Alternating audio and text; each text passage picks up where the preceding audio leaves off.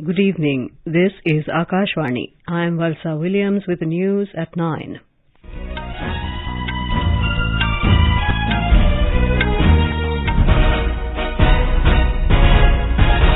The headlines. CBI registers case in connection with Odisha train disaster, begins probe at accident site at Bahanaga. India and Germany reaffirm commitment to strengthen bilateral defence cooperation and enhance industrial partnership. President Droupadi Murmu says India and Suriname bilateral ties based on shared aspirations for development. Prime Minister Narendra Modi says BIMSTEC framework showcases India's commitment to rapid development of region through joint endeavours. NCB busts darknet-based pan-India network of drug cartel, making largest ever seizure of LSD. And in badminton, India's Kidambi Srikanth, Priyanshu, Rajawat and men's doubles pair of Arjun and Dhruv Kapila enter second round of Singapore Open. The Central Bureau of Investigation (CBI) has registered a case related to the Balasore train accident in Odisha. The investigative agency has taken over the probe into the case, earlier registered at Government Railway Police Station in Cuttack, related to the accident involving two passenger and a goods train that occurred last Friday, in which 288 people lost their lives. Earlier in the day, a 10-member CBI team reached the train accident site at Balasore's Bahanaga as part of its investigations into the tragedy. The CBI team, along with central forensic officials, visited the signal room, loop line and main line at the Bahanaga railway station. The CBI took over the probe after Railway Board recommended a CBI inquiry into the accident. Odisha Chief Secretary Pradeep Jaina today said 205 bodies have been identified and have been handed over, while 83 bodies are yet to be identified. India and Germany have reaffirmed their commitment to strengthen bilateral defence cooperation and explore ways to further enhance the defence-industrial partnership. Defence Minister Rajnath Singh and his German counterpart Boris Pistorius held delegation-level talks in New Delhi today. In the meeting, both the leaders discussed regional issues and shared priorities of both nations. Mr. Singh highlighted the opportunities that have opened up in the defence production sector, including the possibilities for German investments in the two defence industrial corridors in Uttar Pradesh and Tamil Nadu. He stressed that India's skilled workforce and competitive costs, along with Germany's high technologies and investment, can further strengthen defence ties. The German Federal Minister of Defence arrived in the national capital yesterday on a 4-day visit to India. President Droupadi Murmu has said India-Suriname bilateral relations are based on shared aspirations for development. The President was addressing a gathering at the Independence Square in Paramaribo yesterday on the occasion of the commemoration of 150 years of the arrival of Indians in Suriname. ये जानकर खुशी होती है कि विशाल भौगोलिक दूरी, अलग-अलग time zone और सांस्कृतिक विभिन्नता के बावजूद भारतीय डायस्पोरा ने कभी भी खुद को अपनी जड़ों से अलग नहीं किया। पिछले 150 वर्षों में यहाँ के भारतीय समुदाय न केवल सूरीनाम के समाज का एक अभिन्न अंग बना दिया है, बल्कि भारत सूरीनाम की बढ़ती साझेदारी का एक महत्वपूर्ण स्तंभ भी है.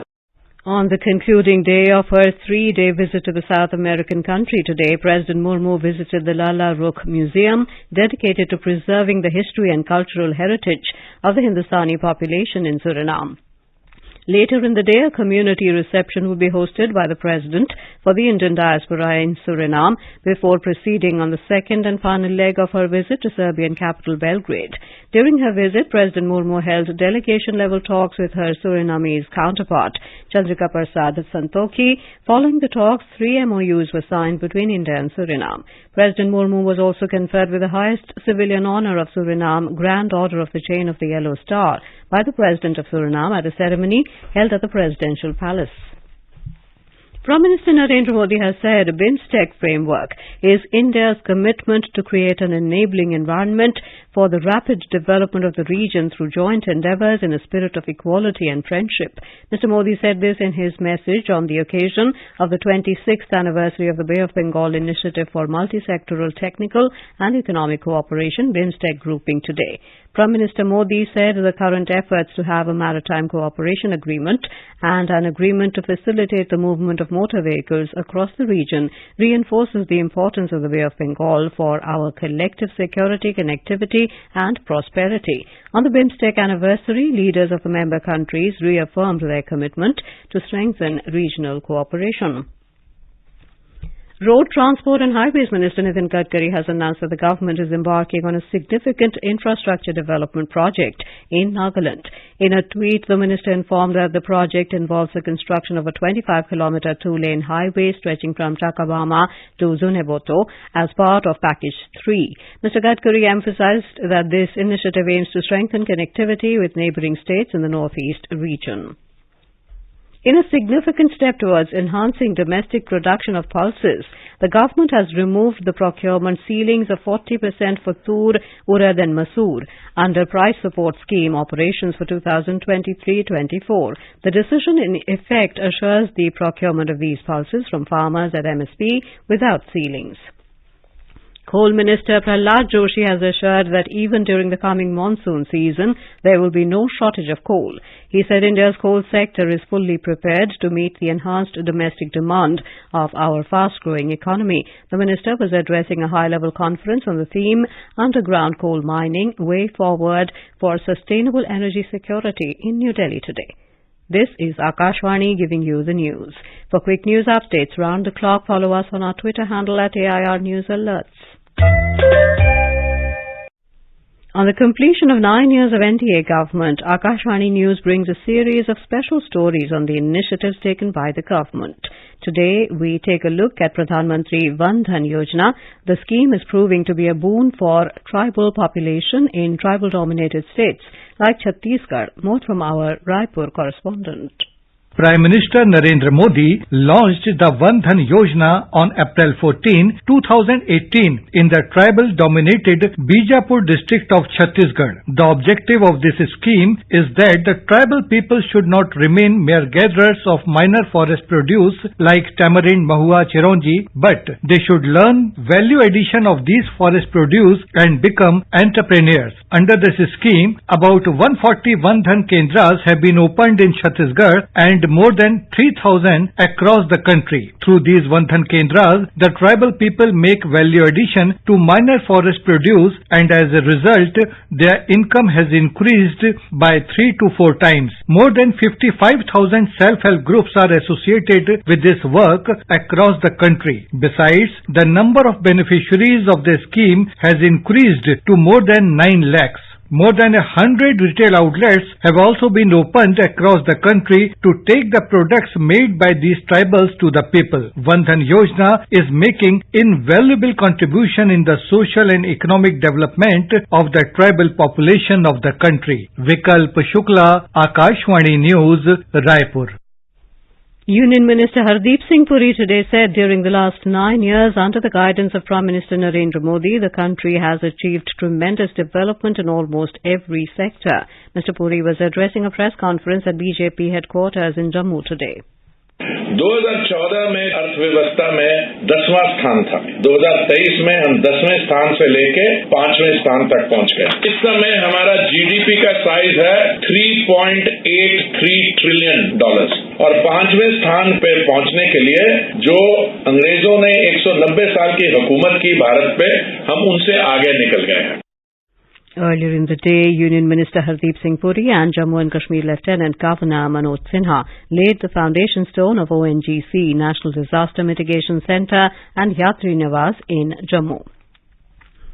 The Narcotics Control Bureau NCB has busted a pan-India darknet drug trafficking cartel with the largest ever seizure of LSD, a synthetic chemical-based drug. Lysergic acid diethylamide LSD is categorized as a hallucinogen.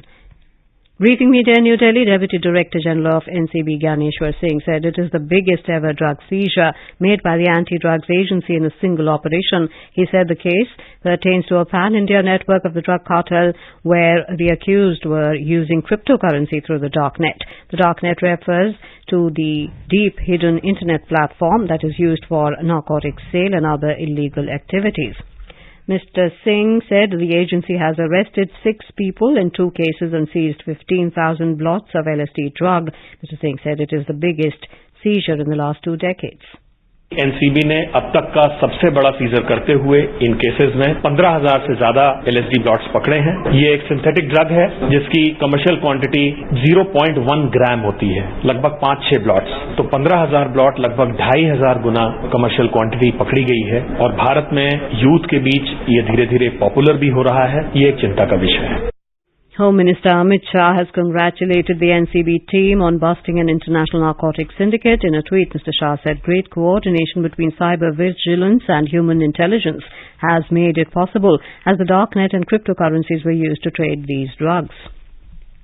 Vice President Jagdeep Dhankar today emphasized that India cannot allow others to calibrate its progress based on subjective opinions. Addressing officer trainees of the Indian Defence States Service IDES at Uparashtrapati Niwas, Mr. Dhankar urged the officer trainees to prioritize the nation's interests in the face of challenges and temptations. I will make one appeal. Whatever be the challenge, whatever be the temptation, always keep your nation first. This is not optional. This is not by choice. This is the only way. Prime Minister Narendra Modi has thanked the Speaker of U.S. House of Representatives Kevin McCarthy, U.S. Senate Republican leader Mitch McConnell, Majority Leader of the Senate Chuck Schumer and Minority Leader of U.S. House of Representatives Hakeem Jeffries for inviting him to address a joint meeting of the Congress on the 22nd of this month. In a tweet, Mr. Modi said he is honoured to accept the invitation and looks forward to once again address a joint meeting of the Congress. He said India is proud of its comprehensive global strategic partnership with the U.S., built upon the foundation of shared democratic values, strong people-to-people ties, and an unwavering commitment to global peace and prosperity. Meanwhile, the White House lauded India as a vibrant democracy in response to a media query at a news conference in Washington. The coordinator for strategic communications at the White House's National Security Council, John Kirby, stressed that India is a vibrant democracy and emphasized that anybody that happens to go to New Delhi can see that for themselves. Union Minister of Youth Affairs and Sports and Information and Broadcasting, Anurag Singh Thakur, has urged the youth to strive to make India a superpower in the field of sports as well. Addressing a convocation ceremony of Lakshmibai National Institute of Physical Education in Gwalior today, the minister said sports has the power to transform, inspire and connect the world. Referring to Fit India movement, Thakur said fitness is most important for a strong and young India.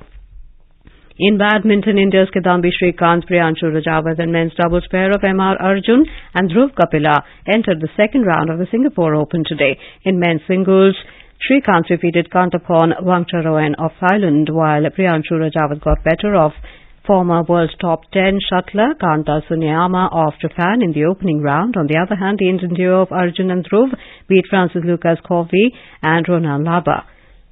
However, PV Sindhu, Saina Nehwal, HS Pranoy and Lakshya Sen bowed out of the tournament. In French Open tennis, second seed Aryna Sabalenka and Czech Republic's Karolina Muchova have powered into the semi-finals of women's singles. Belarusian player Sabalenka defeated Ukraine's Elena Svitolina, while Muchova edged past Russia's Anastasia Pavlyuchenkova in the quarterfinals in Paris today. Team India will play the second consecutive World Test Championship WTC final and as many editions as they take on Australia at the Oval in London for the summit clash tomorrow. The match will begin at 3 p.m. Indian time. Australia topped the WTC points table in the 2021-23 cycle with 66.67 points percent in 19 tests. India made its cut for the final with 58.8 points percent. And now, before we end the bulletin, the headlines once again. CBI registers case in connection with Odisha train disaster, begins probe at accident site at Bahanaga. India and Germany reaffirm commitment to strengthen bilateral defence cooperation and enhance industrial partnership. President Droupadi Murmu says India and Suriname bilateral ties based on shared aspirations for development. Prime Minister Narendra Modi says BIMSTEC framework showcases India's commitment to rapid development of region through joint endeavours. NCB busts darknet-based pan-India network of drug cartel, making largest ever seizure of LSD. And in badminton, India's Kidambi Srikanth, Priyanshu Rajawat and men's doubles pair of Arjun and Dhruv Kapila enter second round of Singapore Open. That is all in the news at 9. Good night.